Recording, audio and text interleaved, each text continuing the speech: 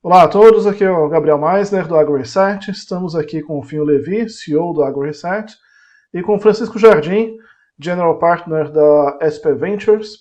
Vamos falar hoje sobre tendências de investimento em agtechs, principalmente agtechs que proporcionem sustentabilidade ao agro brasileiro. Tudo bom, Francisco? Tudo bem, Gabriel? Tudo bem, Finho? Prazer. Fala, Chico. Obrigado pela tua presença aqui. Já vamos emendar aqui nosso papo. Eu queria que você falasse um pouco da questão do ESG em parceria com a inovação e a tecnologia no agro, através das agtechs, já que a SP Ventures é o principal investidor das agtechs aqui no Brasil, né? E isso tem tido um impacto bastante importante no ecossistema de startups, de investimentos e tal, mas também no próprio agro e na inovação ESG para isso, né? Porque a gente sabe que quanto mais eficiência que é trazida pela tecnologia no agro, mais impacto positivo socioambiental a gente tem, né? Então, eu queria que você conversasse um pouco com a gente sobre esse universo que une três tendências de mercado que estão super bombando, fortes aí, que é o agro, o ESG e o tech, né? E até porque nós sabemos também que a SP Ventures está indo por esse lado do ESG, muito concretamente, objetivamente, com investimentos aí na questão do crédito de carbono e tudo mais, né? Obrigado pela tua presença aí. Que isso, obrigado a vocês. É um tema que além da gente adorar, a gente é obcecado com esse tema, e ele é super importante para a gente poder compartilhar e falar. Então, em primeiro lugar, agradeço muito pela oportunidade de vir aqui, compartilhar e principalmente abordar esse tema específico. Tá? Então, o que eu acho? Primeiro, a tese ESG, ela sempre teve no AgTech, tá? Se a gente olha o que é o ganho de produtividade e eficiência no agro, a gente pode ver que é uma intersecção quase perfeita com a tese de ESG.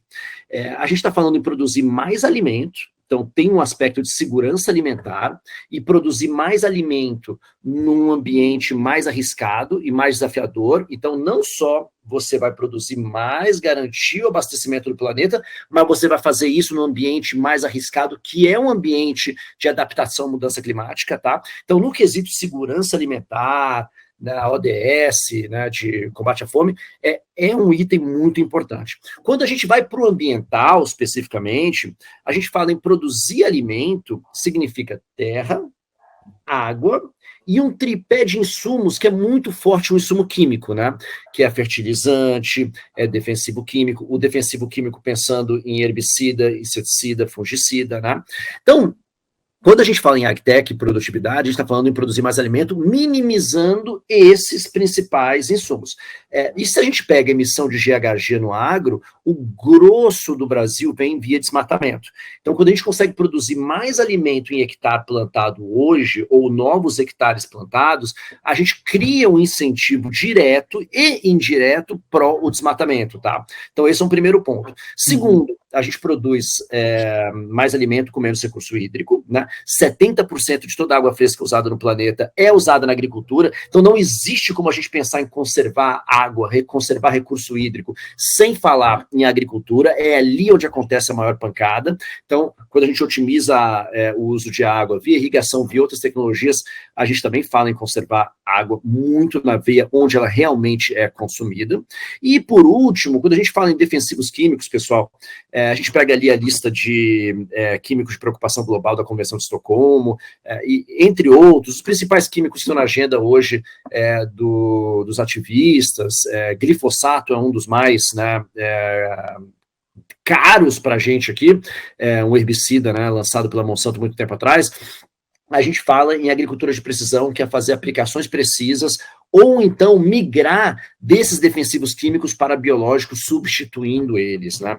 Então, e a mesma coisa para fertilizantes. Então, quando a gente fala de usar menos químico, menos água e produzir em menos terra, a gente está falando de agtech na veia. Então, a tese ambiental é muito forte. E quando a gente expande para as outras categorias do ESG, por exemplo, sempre teve uma coisa que incomodava muito a gente aqui, né? Que o produtor agrícola, por mais que ele seja o maior empreendedor da cadeia, ele corre mais mais risco, ele tem um grande escasamento de caixa. A gente pode ver que a maior rentabilidade da cadeia ficava com as indústrias no final ou com as tradings, né? E quando a gente fala de agtech, por definição, a gente está trazendo transparência, encurtando cadeias e aumentando a rentabilidade que fica com o produtor rural, criando uma agricultura mais justa, né? Uma cadeia da agricultura mais justa.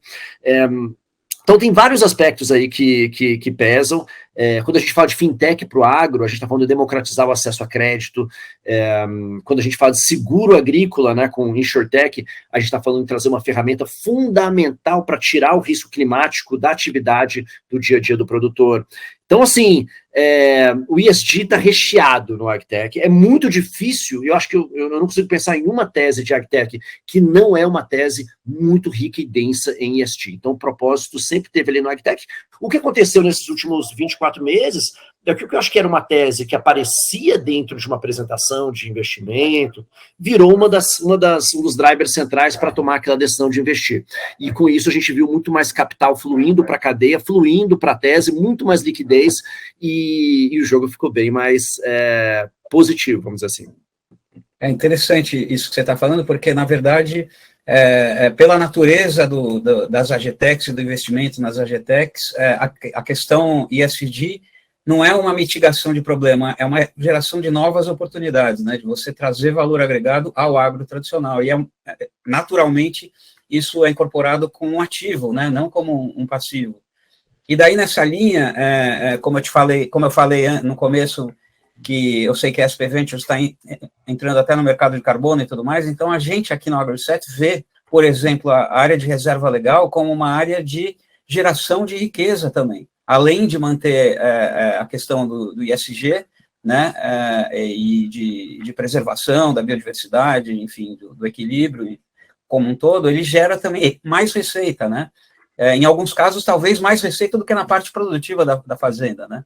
Então, isso daí não deixa de ser também um incremento do negócio agro, né? Como você falou, quer dizer, o ISG, ele é uma otimização do próprio negócio, não é mais uma mitigação de problema, e a questão dos ativos ambientais, através, inclusive, da reserva legal e embutindo aí a recuperação da reserva legal, onde há passivo ambiental, é o gerador de mais valor agregado ainda para a mesma fazenda, a mesma área, né?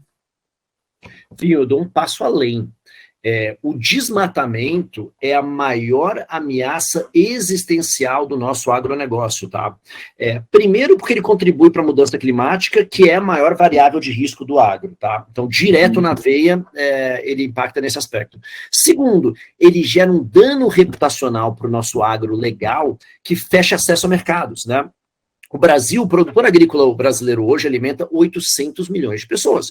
A gente não alimenta, não é um business que serve uma população doméstica como uma fintech de cartão de crédito. Não, o agronegócio é um business global e que precisa e depende de acesso ao Oriente Médio, à Ásia, à Europa, aos Estados Unidos.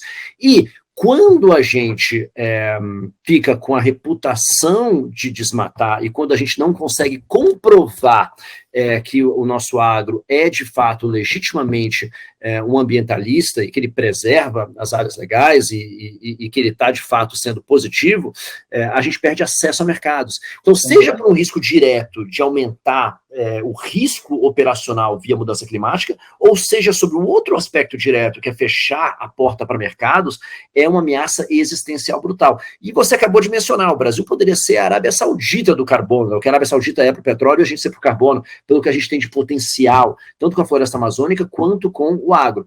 E a gente hoje está vendo tecnologia, modelos de negócio inovadores e empreendedores batendo essa bandeira para poder transformar esses mercados em novas oportunidades. E nada mais se você pensar, um mercado de carbono, do que uma forma de monetizar muitas coisas que o produtor rural já faz, mas agora ele consegue e monetizar, ou ele fazer mais do que ele já vinha fazendo, ou seja, é um incentivo econômico para ele acelerar novas práticas que são pró-sustentabilidade. Por exemplo, agricultura de precisão, por exemplo, o uso de biológicos no lugar de químicos, coisas que ele já vinha adotando de forma mais acelerada que em outros lugares, agora ele tem mais um incentivo econômico para fazer. E a questão do ISG, da questão socioambiental, também influencia no custo do dinheiro para financiamento também, né? Quer dizer, é mais bottom line ainda, o que é bom, né? Que esse tipo de valor acaba entrando de uma maneira bem direta no agro, valorizando o produto final, né? No fim das contas. E no financiamento, você comentou tudo. Tem um termo que a turma vem usando, que é um greenium, né? Que é quando o produtor consegue mostrar as boas práticas que ele vem fazendo, ele consegue captar um tipo de dinheiro mais competitivo, mais barato, e ele consegue ganhar mais ter mais rentabilidade. Então, ele começa a ter incentivos econômicos de todas as partes, é acesso, é venda do produto, é um financiamento mais barato, tudo indo na direção da sustentabilidade, que é inexoravelmente na direção da tecnologia, né? E aí faz o tripé que você mencionou no começo, que é agro, sustentabilidade ESG e tech. É uma coisa que a gente já comentou, se não me engano foi uma entrevista com o Celso Moretti, né, presidente da Embrapa, que ele fez a seguinte comparação, né? Se você pegar um iPhone e um grão de soja, por exemplo, onde tem mais tecnologia? Né? No grão de soja. E isso não é percebido pela sociedade, porque aqui no Brasil a gente ainda tem muito aquela visão do agro antigo, né? Quer dizer, a pessoa com a enxada na terra. Né? E é interessante o quanto de tecnologia tem que não é vista em qualquer coisa que a gente consuma que venha do agro. Né? E cada vez mais tecnologias, você mencionou, né? A agricultura de precisão, os biológicos e tanta coisa nova que está entrando, ou não tão nova assim, mas que está se espalhando mais, só que é muito pouco percebido, e isso a gente precisa também levar um pouco mais para a sociedade, as pessoas perceberem que o que a gente tem aqui, desde um grão de soja, um grão de arroz, é um produto de alto valor agregado, né? Não é uma simples commodity, como era antigamente, algo que você pega lá na enxada e está pronto. Né? É um trampo de educação, Gabriel, você está certíssimo, cara. Uma semente de soja, ela tem muita tecnologia genética embarcada, ela vem com coatings de biológicos e química fina, né, para ajudar ela a germinar melhor, absorver nutrientes melhor, se proteger, ser mais eficiente, resistir mais ao estresse hídrico, e isso significa ser mais produtiva em ambientes mais desafiadores, né? O que a Embrapa fez para viabilizar o milagre do Cerrado, que transformou o Brasil nessa potência agrícola mundial, foi unir muita tecnologia e inovação a um ímpeto empreendedor brasileiro que desbravou com muita coragem, apetite para risco e determinação e resiliência aquela região, né? A Embrapa, via Embrapa Londrina, se não me falha a memória, Embrapa Soja, né? Ela tropicalizou a soja, né? Foi responsável por isso, e conseguiu não só tropicalizar a soja, mas disseminar esse conhecimento, e isso foi intensíssimo em biotech, interação com o mercado. Os cases que a gente tem são espetaculares. O Moretti carrega aí uma bandeira, não só dele, mas da instituição, que é memorável e merece muito destaque. É muito intenso. E você pega as multinacionais, uma John Deere, por exemplo, ela gasta $7 milhões dia em pesquisa e desenvolvimento. Por isso que ela é considerada a Apple do agro, né?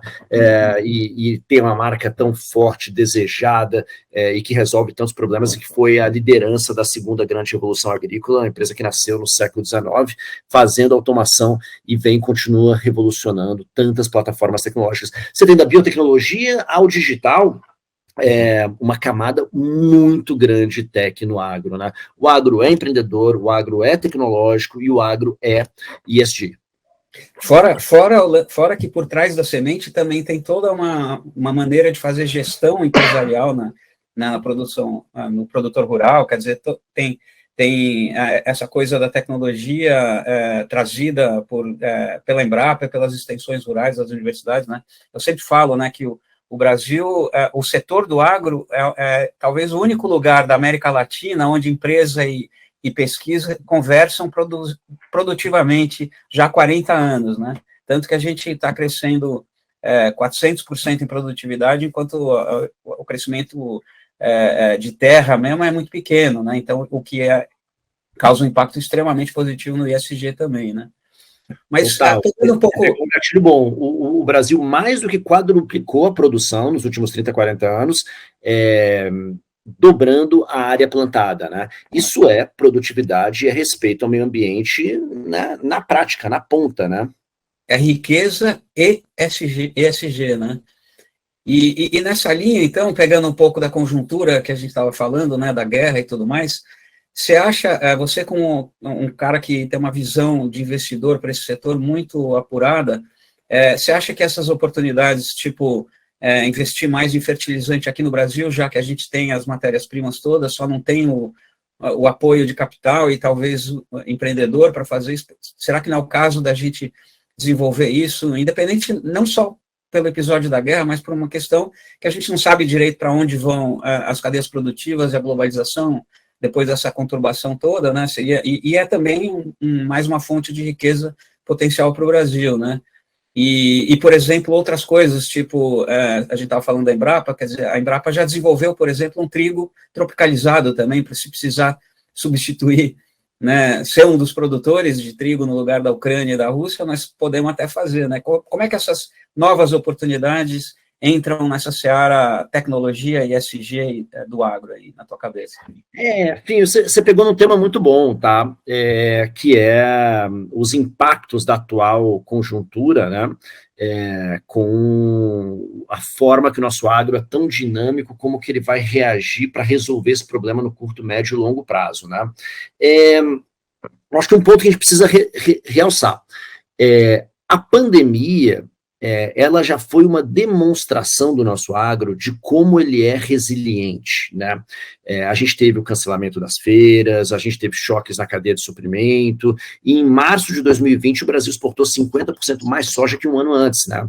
No começo da pandemia. E a gente bateu diversas vezes em 2020, pós-pandemia, após o começo da pandemia, recorde de exportação de carne bovina, por exemplo, que depende de toda uma cadeia de suprimento, de alimentação e nutrição para o gado interno, e depois, obviamente, o abate, processamento, estrutura portuária e tal. Então, o Brasil já tinha se mostrado um país confiável para abastecer o planeta durante um ambiente de extremo estresse que foi a pandemia, tá? E aí, agora, entra duas crises simultâneas, tá? A gente tem, por um lado, a crise da invasão russa na Ucrânia, que gera não só um aumento do preço de alimentos e energia, mas gera um aumento fortíssimo na cadeia de fertilizantes, que é um dos principais, né, custos do produtor rural, em algumas áreas e algumas culturas extremamente, todas muito relevantes, mas algumas determinantes, né? Então, tem isso, e você tem simultaneamente, né, mostrando que o mundo ficou muito mais complexo, exatamente na linha que você vem abordando, um fechamento em cadeia de vários portos chineses por causa, né, do Covid, agora em março, abril e maio, né? Ou seja, a gente achava que aqui no mundo ocidental, pelo menos, a gente tinha saído dessa. Então, tudo isso leva a esse questionamento que você acabou de falar, que é como a gente deve se prevenir ou se precaver contra esses problemas apresentados pela globalização e a dependência numa cadeia de suprimentos, né? O que a gente aqui acredita, tá? A gente acredita numa agricultura nova, mais justa e mais sustentável. Então, a gente não segue a linha de investir em mais NPK e mais fertilizante tradicional da forma como ele é feito, que é um fertilizante, em grande parte, de origem petróleo, né? Então, essa não é a nossa visão, e não é a visão do que deveria ser o agro no futuro. A nossa visão é um agro muito mais tecnológico, e aí são duas matrizes, você acabou de bater. Uma é biológico, então o Brasil tem 80% da biodiversidade mundial, o biológico nada mais é do que encontrar dentro da nossa biodiversidade micro-organismos e macro-organismos que ajudem a agricultura a restabelecer um equilíbrio com a natureza e produzir mais. Isso pode ser para defensivo, né, para controlar a lagarta, para controlar a doença, pode ser também para a saúde de solo e ajudar a planta a absorver mais nutrientes com menos fertilizante químico, tá? E isso tem sido uma área que a gente tem investido bastante. Isso, Chico, desculpa te interromper, mas lembrando uma entrevista que a gente fez com o Chief, como é que é o título do cara da SoloBio, Gabriel? SoloBio. Agora não me recordo. É um cara especialista na coisa biológica mesmo. Sim. E ele estava falando isso que você falou, quer dizer, na verdade, o sistema que eles usam, a SoloBio é um grande player desse biológico, que você conhece bem, obviamente. Eles fazem um lance que é um incentivo da própria terra, né, de se cuidar e tudo mais, minimizando o uso de aditivos químicos, né, artificiais, tal, dos fertilizantes importados, tal. bem nessa linha do que você falou, eu queria fazer esse comentário, porque isso daí é ESG puro também, né? Quer dizer, não é só uma substância que é produzida aqui, é uma sistemática de como tratar a planta para ela não precisar tanto de fertilizante, né? É ESG puro, e a Solubio, o que o Maurício e o Alberto estão fazendo lá, é tão revolucionário e mostra como o nosso agro, de fato, assim, cria ciência e modelo de negócio inovador de fronteira aqui. Eles criaram um conceito de biofábricas no cliente, onde o cliente produz o próprio biodefensivo. E no futuro, o cliente vai poder pegar os micro-organismos da fazenda dele, que já estão ultra mega adaptados, e misturar aquilo dentro da aplicação dele com micro-organismos da região, que são fornecidos pela Solubio, e criar um produto ultra mega eficiente para poder usar menos defensivo e menos fertilizante químico, tá? Então, a Solubio, ela é uma inovação além de só usar os biológicos. Ela ainda tem uma inovação brutal, que é permitir que cada produtor brasileiro se torne uma indústria de biotecnologia, que na verdade ele já é, né? Porque se você pensar no que é agricultura, ela é uma linha de manufatura a céu aberto de atividades biológicas, sendo atacadas por biológicos. Ali ele vai permitir criar uma outra indústria biológica dentro, já estão fazendo, na Solubio deve faturar centenas de milhões de reais. Só precisa se apropriar disso agora, né? Exato, como negócio. É contar a história, porque o nosso agro, ele é sustentável, ele é dinâmico, ele é biotecnológico, o que falta é que a gente precisa ganhar a guerra da narrativa, que é só contar o que a gente faz, contar os casos como a Solubio, contar os casos como a Gênica, como a Biotrop, com todas as empresas nacionais que são indústrias de biotecnologia que nada mais fazem do que promover um reequilíbrio da natureza no campo para aumentar e garantir a produtividade, e terminando com esse modelo extremamente insustentável no médio e longo prazo, não só perante a natureza, mas também perante a produtividade, que é introduzir mais e mais e mais químico. O solo e o ambiente não permite, além do ser humano, além do planeta, né? Perfeito. Mais alguma coisa para adicionar, Fenho? Não, acho que eu achei bastante interessante como realmente a gente acabou falando de ESG, tecnologia e agro, né, como uma parte intrínseca à outra, né? Eu acho que o desenvolvimento do negócio acaba acarretando o desenvolvimento socioambiental da história, né? Então é triple bottom line no bottom line já, né? Quer dizer, isso que é realmente animador e que as pessoas precisam entender exatamente para ter orgulho disso, em vez de ficar desconfiado, né? Eu acho que realmente falta uma maneira diferente de falar e de ouvir sobre isso, e esse é um dos papéis do Hub AgriSet, né? Então, acho que eu fico muito feliz de poder mostrar que o desenvolvimento do negócio significa o desenvolvimento do socioambiental também, né? Tá intimamente ligado, né? Total, e olha que a gente só falou de biológico, a gente nem mergulhou no digital, que são as tecnologias digitais que permitem que o produtor use menos e obtenha mais resultado, faça aplicações precisas e gere a sua fazenda cada vez mais com uma linha de manufatura 4.0 que ele já está fazendo, e com inovações locais. Você quer dar algum detalhe em relação a isso para fechar? A gente tem vários, né? Eu acho que tem um exemplo que a gente vê, tem uma startup chamada Inseres, lá de Piracicaba, do AgTech Valley, que o que ela faz ela digitaliza todo o mapa de fertilidade. O mapa de fertilidade significa uma fazenda de 100 talhões, ele conseguir enxergar via análise de solo, integração com o laboratório, quanto que cada talhão, microtalhão, tem de valor nutricional do solo, né, o que ele precisa, aí ele faz toda a integração com o maquinário, faz todo o processamento na computação de nuvens para fazer uma recomendação precisa de quanto de fertilizante que precisa ser aplicado em cada região. Isso é o que a turma chama de taxa variada, e a consequência direta nisso significa que você vai aplicar muito menos fertilizante e você vai produzir mais. Então, ele impacta a produtividade via as duas pontas, ele estica nos dois lados, né? É melhor para o meio ambiente, é melhor para o bolso do produtor e com certeza significa um alimento na ponta menos dependente em fertilizante químico, mais autônomo e mais barato. Maravilha. Olha o que tem por trás do grão da soja lá que o Gabriel falou. Tudo isso as AgTechs estão decuplicando, né? Exatamente. Mas maravilha, Chico. Ótimo papo. Obrigado aí pelo teu tempo. e vamos continuar isso aí mais adiante, né? Vamos acompanhar junto. Você é um cara importante do macro do setor ali, como investidor, como analista das oportunidades. É sempre bom ter teu radar perto do nosso aqui. Conte sempre comigo. Enfim, a gente é fã do trabalho da R7. O que a gente puder ajudar, estaremos sempre juntos, tá bom? Valeu, obrigadão, Chico. Obrigado, Chico. Abração, Abraço. pessoal. Tchau, tchau. Valeu.